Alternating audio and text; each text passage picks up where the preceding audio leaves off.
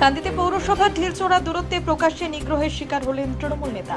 মুর্শিদাবাদ জেলার কান্দি মহকুমার বড়ুয়া ব্লক তৃণমূল কংগ্রেস সহ সভাপতি মাহে আলমকে মারধরের ঘটনায় ব্যাপক চাঞ্চল্যের সৃষ্টি হয়েছে বড়ুয়া ব্লকের রাজনৈতিক মহলে।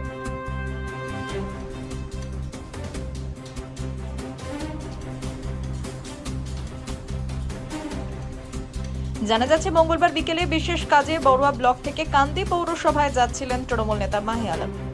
সেই সময় কান্দি পৌরসভার সামনে রাস্তাতে যাওয়ার পথেই প্রথমে তার গাড়িতে ধাক্কা মারে এক যুবক। পরে আচমকাই তৃণমূলের ওই নেতাকে ঘিরে ধরে ব্যাপক মারধর করে দুষ্কৃতীরা। ঘটনায় এখনো কোনো লিখিত অভিযোগ দায়ের না হলেও ঘটনার ভিডিও প্রকাশ্যে আসতেই রাজনৈতিক মহলে শুরু হয়েছে একাধিক চর্চা।